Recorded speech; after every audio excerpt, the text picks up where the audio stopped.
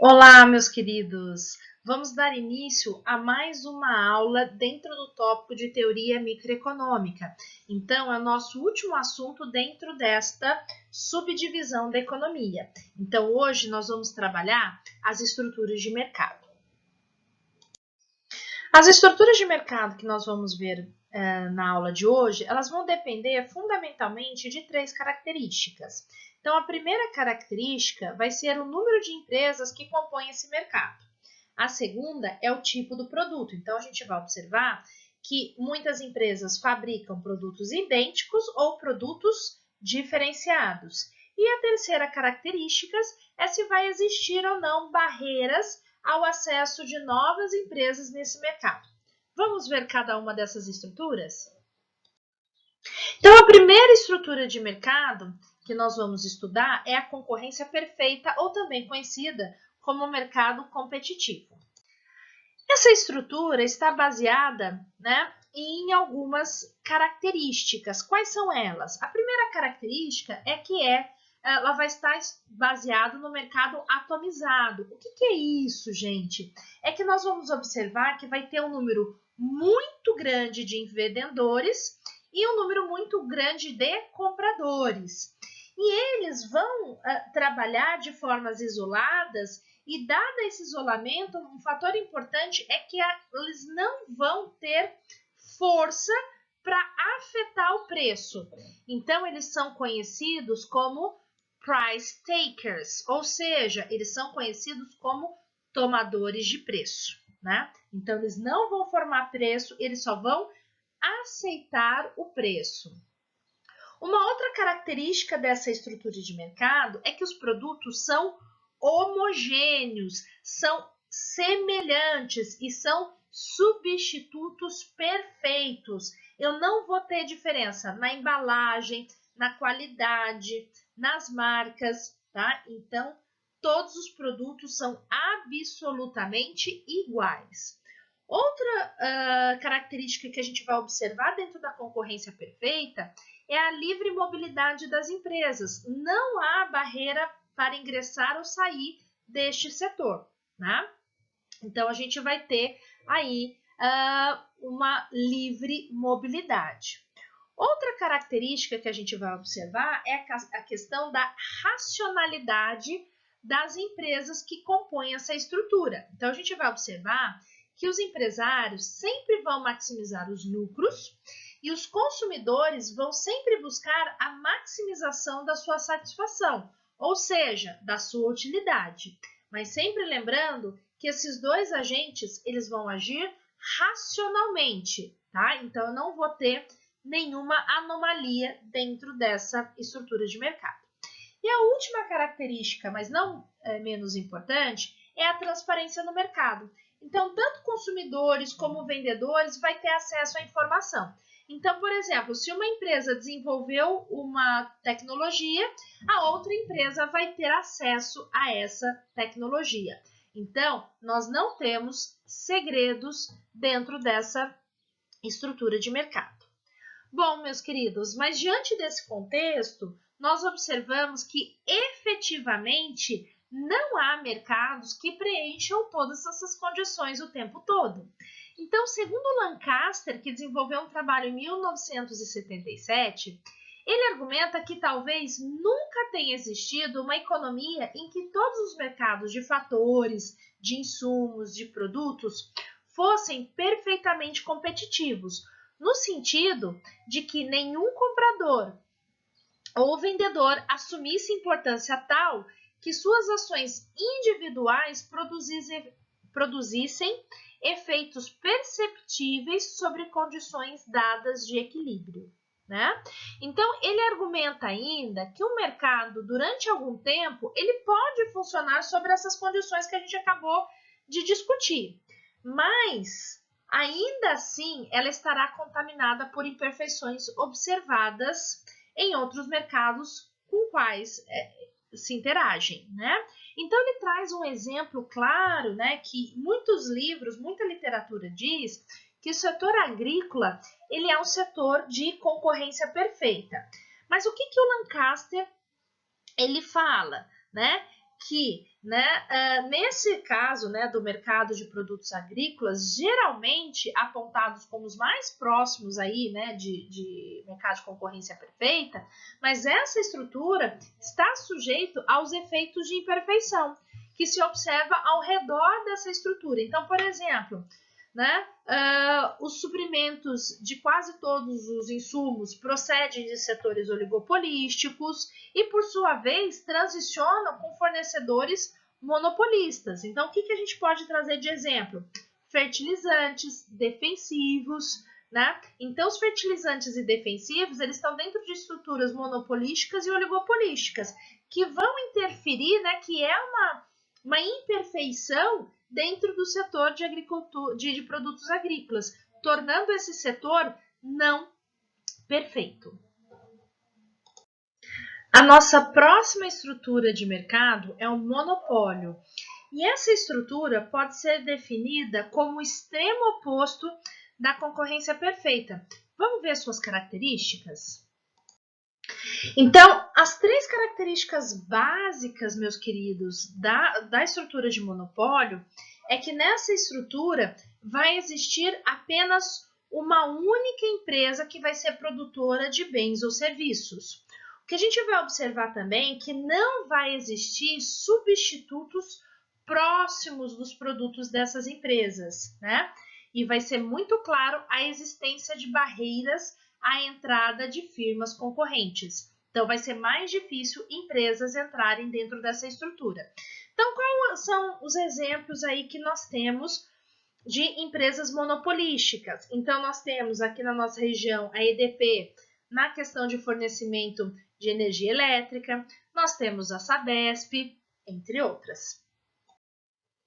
Então, como as barreiras vão ocorrer? Então, eu trouxe aqui para vocês 4 formas de barreiras de acesso para a estrutura de monopólio. Então, primeiro é o monopólio puro ou natural. Então, o que a gente vai observar nessa barreira, né?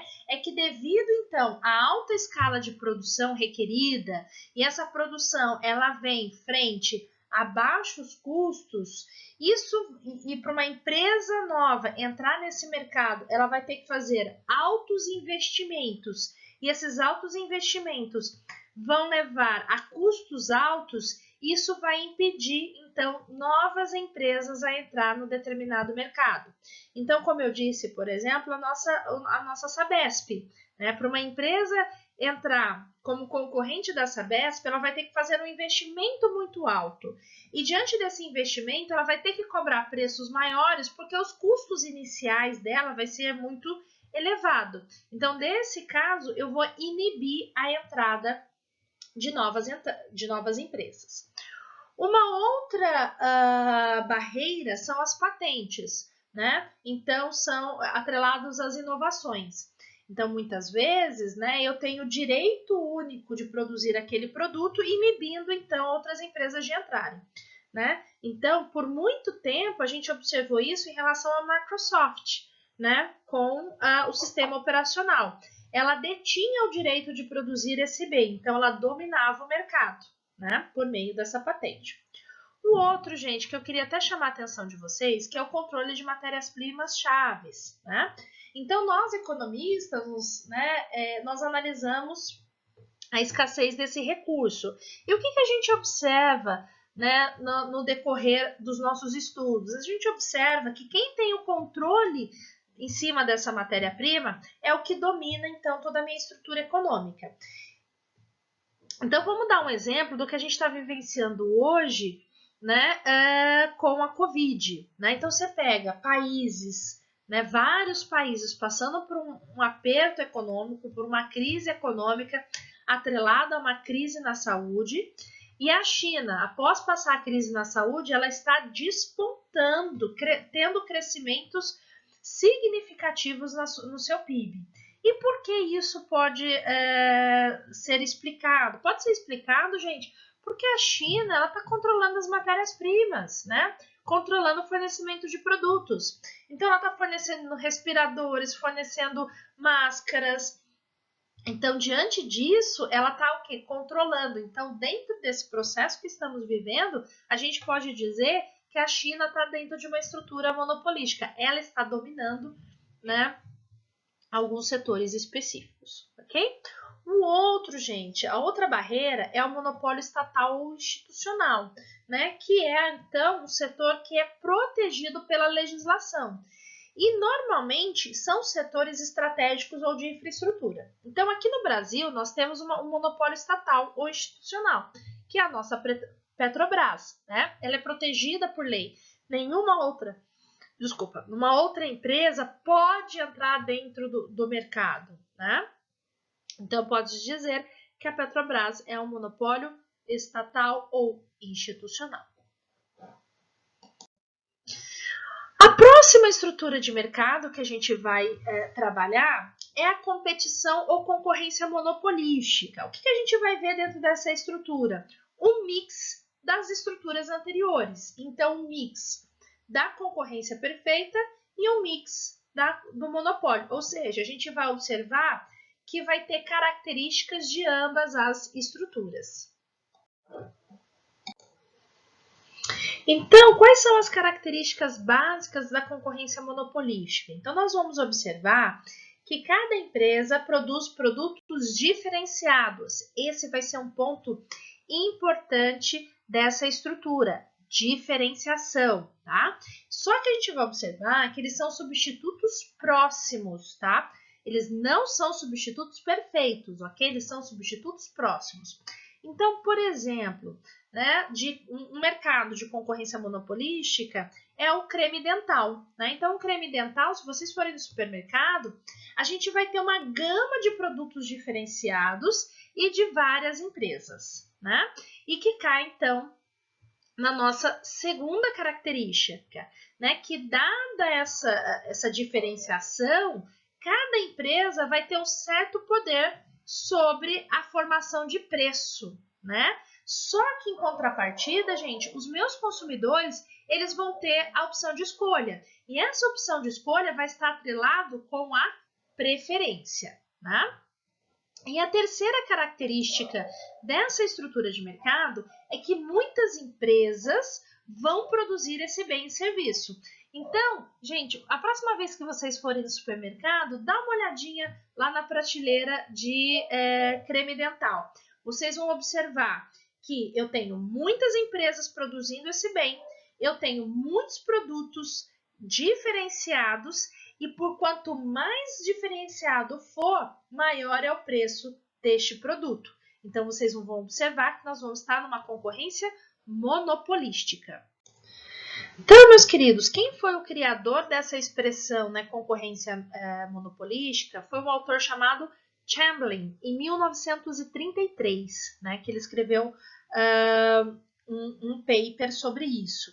Então, o que ele fala dentro desse paper, né? Que ele fala que essas particularidades, né, que a gente acabou de ver, então cada empresa ela vai definir a sua própria política de preço, né, mas baseada, sustentada na diferenciação dos seus produtos, né? Então, como eu disse, a diferenciação dentro dessa estrutura é muito importante, né? Então, como que a gente vai mensurar essa questão da diferenciação? Ela pode ser resultante da qualidade, da marca, da imagem, do desempenho, do design desse produto, né?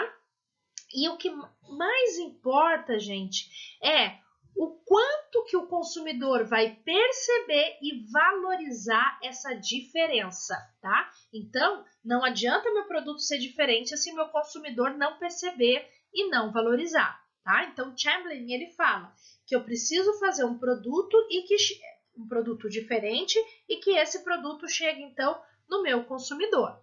E aí, o consumidor, dado esse produto diferenciado, ele vai estar disposto a pagar um preço a mais. E esse preço a gente vai chamar de preço prêmio. Então, o consumidor ele vai premiar a empresa pagando preços mais altos que os praticados por seus concorrentes, desde que a diferenciação o satisfaça. Então, justificando esse comportamento aparentemente irracional, ok? Então, um exemplo disso, gente, nós temos nos aparelhos celulares, né? Então, o aparelho celular também pode ser caracterizado aí como concorrência monopolística.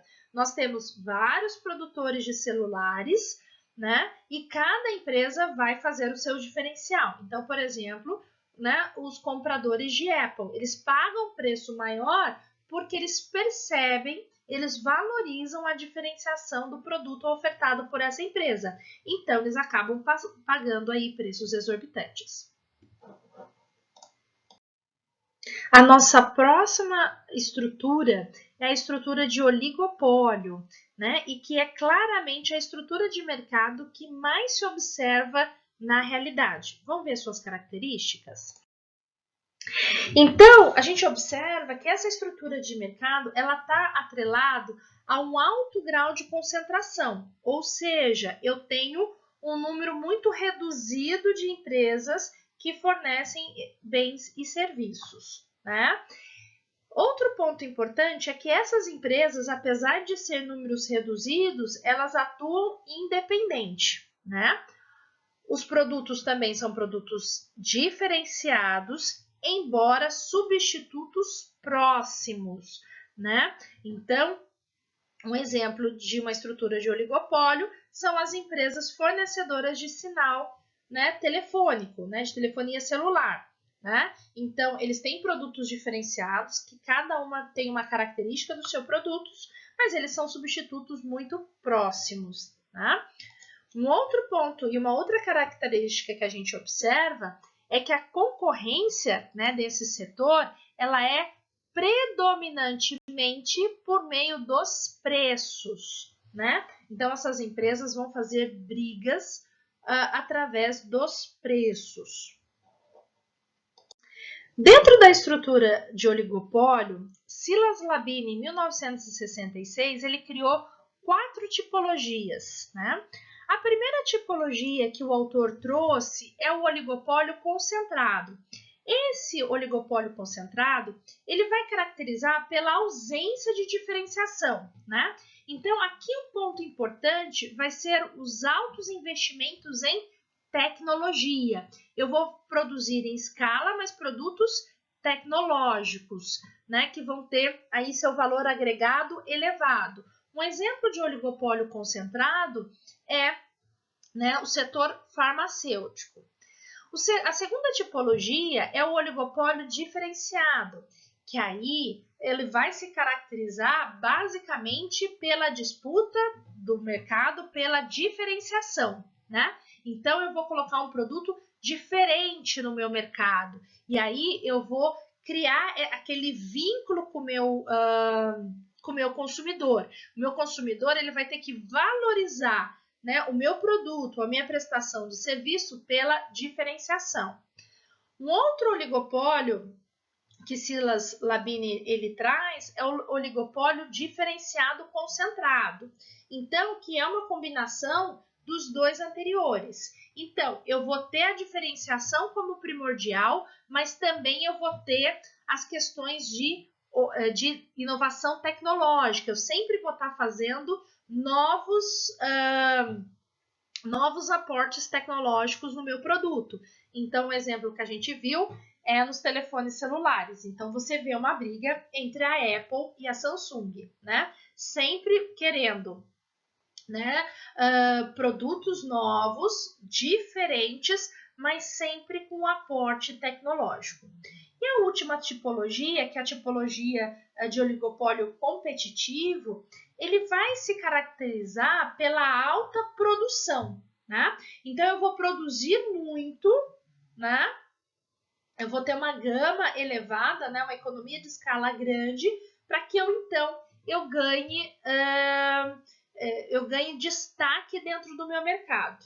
Né? Então, por exemplo, os setores automotivos, né? Então, as empresas montadoras. Então, elas têm uma alta produção, então quem tem mais produção vai ter o maior market share, ou seja, a maior fatia de mercado. Outra forma, né? Outro ponto que a gente tem que observar dentro do oligopólio são as formas de atuação dessas empresas, tá? Que nós vamos ver duas formas. A primeira forma é que as empresas concorrem entre si, ou seja, aquela guerra de preços, promoções, né? Então, que a gente observa. Então, cada hora uma vai querer estar em destaque no mercado. Outra, gente, são as formações de cartéis, que a gente vai chamar aqui de conluios ou trusts, ok? Então, cartel é uma organização formal ou informal de produtores dentro de um setor e que determina a política para todas as empresas. Meus queridos, eu queria falar, né, chamar a atenção de vocês que a formação de cartel é ilegal no Brasil, né? Por quê? Porque eu crio um custo social muito elevado para os consumidores. Se todas as empresas estão praticando a mesma política, eu não tenho uma estrutura de oligopólio, e sim de monopólio, né? Eu tenho empresas diferentes fornecendo o mesmo preço e o mesmo produto. Então, essa é uma característica de monopólio, ok? Mas tem, né, algumas organizações que fazem formações de cartéis que são aceitas. Por exemplo, a OPEP, que foi uma instituição que a gente viu na aula passada, né? Então, a OPEP é a formação de cartéis, ela que dita, então, as regras no mercado de petróleo, tá? Mas são duas formas, então, de atuação aí das empresas de oligopólio. Então, acabamos de ver as 4 estruturas de mercados que compõem aí a teoria microeconômica. Então, a gente observou que cada uma das estruturas de mercado que a gente acabou de escrever reúne diferentes características, não só quanto aos processos internos de maximização de resultado, como também os seus efeitos sobre o interesse da sociedade como um todo. Vamos comparar cada uma das estruturas, vendo os pontos favoráveis e desfavoráveis de cada uma delas? Então, ao analisar o quadro comparativo, a gente vai observar, por exemplo, na concorrência perfeita, nos seus pontos favoráveis, que nessa estrutura de mercado, os preços eles vão ser resultados da disputa, né, entre a oferta e a demanda. E vai ser uma disputa em mercados transparentes, então todo mundo vai saber o que vai estar acontecendo, a formação de preço, né, e os mercados eles vão ser livres. Então o que a gente observa, que é um ponto muito favorável, é que não há possibilidade de manobras conspirantes, né, e contra o interesse público. Então sempre quem vai ter o foco aí vai ser os consumidores, né? Então, as empresas vão produzir sempre dentro desse interesse público, né? E os interesses privados e públicos, eles vão se equalizar num livre jogo de forças do mercado, tá? Então, ali, o livre equilíbrio entre a oferta e a demanda, sem intervenção, então, de nenhum agente, né? E aí, um ponto importante muito favorável dentro da concorrência perfeita é que as empresas vão sempre buscar maior rentabilidade, mas não nos preços, não em preços elevados, e sim na redução dos custos totais e melhorando e aprimorando seus processos produtivos. Agora, qual que é o ponto desfavorável da concorrência perfeita?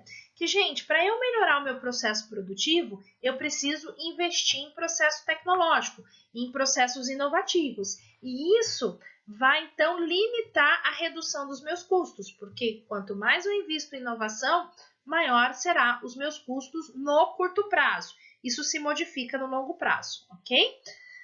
O outro fator que a gente observa é a questão da comunicação social, que ela é reduzida, né, que é um ponto desfavorável. E isso, então, traz a ineficácia dentro da questão da homogeneidade dos produtos, né? Então, eu vou ter uma oferta muito grande, né? Então, eu não vou ter a questão da força da propaganda, então eu vou ter zero comunicação social. Isso é um ponto desfavorável da concorrência perfeita. Já, meus queridos, dentro da estrutura de monopólio, o que a gente traz, né, de um ponto favorável é que nós temos que evitar fortemente a formação de estruturas de monopólio. ela só deve existir, né, que aí é um ponto favorável, para favorecer políticas públicas de controle de preço, de discriminação de preço, de monitoramento da oferta, tá? Então, nesse ponto, é um ponto positivo, principalmente para nós potencializarmos o nosso poder econômico, no nosso aprimoramento tecnológico e investimentos de alto impacto na minha economia. Então, por exemplo, a Petrobras, né, é um monopólio que ela é favorável para a economia. Por quê? Para a economia brasileira. Porque ela, então, vai criar, né, um poder econômico para o país. Nós estamos aí passando por um aprimoramento tecnológico em muitos, né, na perfuração aí, em grandes profundidades. A Petrobras, ela é referência no mundo e a gente está criando, então, um alto impacto tecnológico na nossa economia. Qual que é o ponto desfavorável da formação de monopólio? É o poder concentrado, né? Que aí, gente, a empresa monopolística ela pode ditar os preços que ela quiser, né? Então, se ela aumentar os seus custos, automaticamente ela repassa isso para os consumidores. Ela pode restringir a oferta, né? Então, ela faz essa restrição de oferta até para aumentar os preços, para ter aquela dinâmica. Então, eu tenho uma escassez de oferta, um excesso de demanda, eu pressiono a elevação dos preços. Então, as empresas monopolistas fazem isso, né? Elas não têm política de redução de custo, até por causa desse cenário. E esse poder de monopólio, gente, cria custos sociais elevadíssimos, porque a gente vai deixar de fora muitos consumidores que gostariam de fazer aquisição desses produtos. Já na concorrência ou competição monopolística, o que a gente vai observar de pontos favoráveis é a diferenciação. E a diferenciação que vai estimular a pesquisa e desenvolvimento, vai estimular o processo tecnológico. Então, se nós investimos em inovação, maior então será a rentabilidade da empresa e maior será a agregação então no nosso produto interno bruto, né?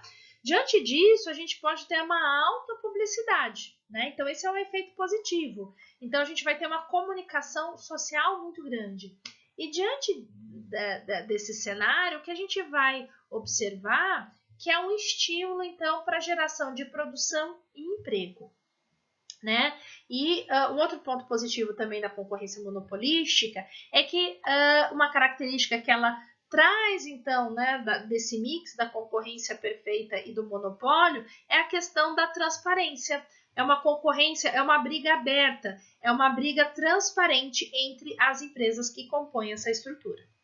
Qual é o ponto desfavorável dessa estrutura? Aí é aquele apelo massivo à publicidade, né? Cada um vai querer mostrar, né, criar aquela dependência no seu consumidor, né? E aí, gente, a gente vai trazer, muitas vezes, dada essa publicidade massiva, a gente vai trazer algumas desinformações, mensagens incorretas, e isso pode atrapalhar um pouco o consumo. Outro ponto que eu quero chamar que é extremamente desfavorável na concorrência monopolística é a questão do consumo oneroso e excessivo, né? As pessoas acabam consumindo demais e desperdiçando muitas vezes a sua restrição orçamentária, né? Então, esse é um ponto totalmente desfavorável. Há empresas dentro da concorrência monopolística, eles estimulam ao consumo exacerbado, né? E que pode levar a futuros endividamentos da minha sociedade.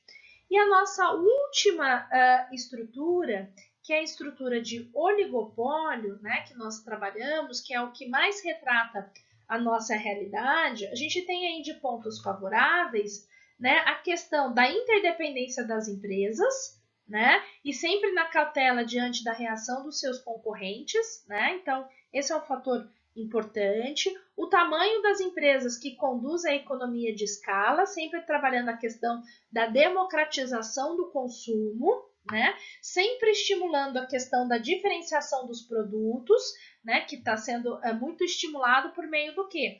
De investimentos em plantas, né? De novas unidades fabris, investimentos em inovação, investimentos em P&D e busca, então, por produtos que combinem aí desempenho e preços competitivos.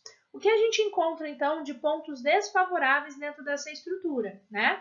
Que dentro dessa estrutura eu vou ter um número muito reduzido de empresas, que vai favorecer, então, esses acordos de coalizão, de cooperação, né? Aquela formação de cartel que a gente viu, né? Então, proporcionando aí um alto custo social para minha sociedade. Também vão ter concorrências predatórias, aquela guerra de preços, né? A questão do dumping, né? Que pode desequilibrar todo o domínio do mercado, né? Então, até a eliminação aí de rivais. Então, algumas empresas vão trabalhar forte, por exemplo, com redução de preço, até tendo prejuízo para eu eliminar os meus concorrentes, né? E uma coisa muito ruim, né, que essa estrutura ela estimula, como eu disse anteriormente, a formação de cartéis. Então, meus queridos, aqui nós terminamos o nosso último tópico, né, da teoria microeconômica básica. Então, na próxima aula, a gente começa a ver a teoria a teoria macroeconômica básica, ok? Então, muito obrigado pela atenção de vocês e até mais. Tchau, tchau!